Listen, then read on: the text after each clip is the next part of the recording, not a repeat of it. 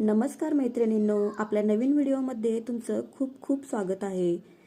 तर आजच्या व्हिडिओमध्ये आपण बघणार आहोत जुन्या ब्लाउजवरून ब्लाउजचे माप कसं घ्यायचं ते।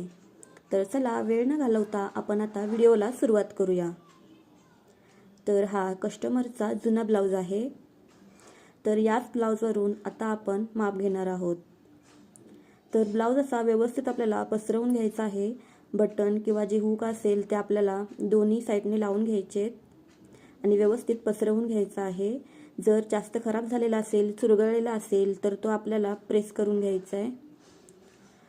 तर हा ब्लाउज जास्त खराब झालेला नाही तर तो मी असाच ठेवलाय। तर चला आपण सुरुवात करूया। शोल्डर पासून सरळ रेषेमध्ये आपल्याला व्यवस्थित असं इंच टेप ठेवून माप घ्यायचं आहे। तर हे पहा, इथे 14 इंच आपलं माप आलेलं आहे। उंची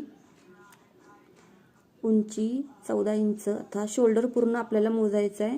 तर शोल्डर 11 इंच येत आहे। तर त्याचा हाफ घ्यायचा आहे आपल्याला 5.5 इंच। शोल्डर पट्टी 2.5 इंच। आता आपण छातीचे माप घेऊया।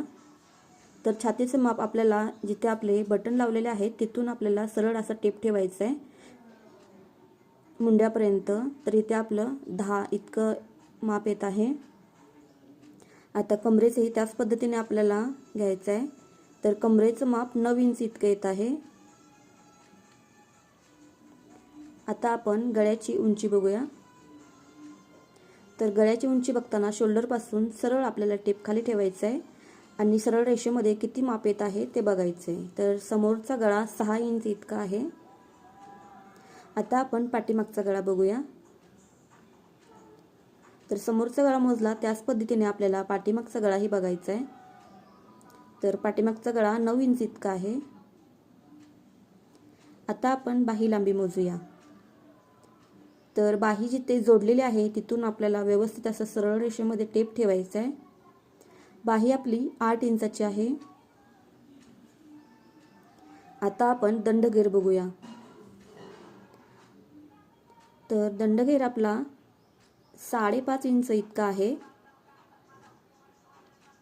तर इथे 5.5 इंच आपला दंडगेर आलेला आहे। तर अशा पद्धतीने आपलं माप घेऊन तयार झालेला आहे। तर व्हिडिओ कसा वाटला कमेंट करून नक्की सांगा। व्हिडिओ आवडल्यास लाईक करा, चॅनलला सबस्क्राईब करा।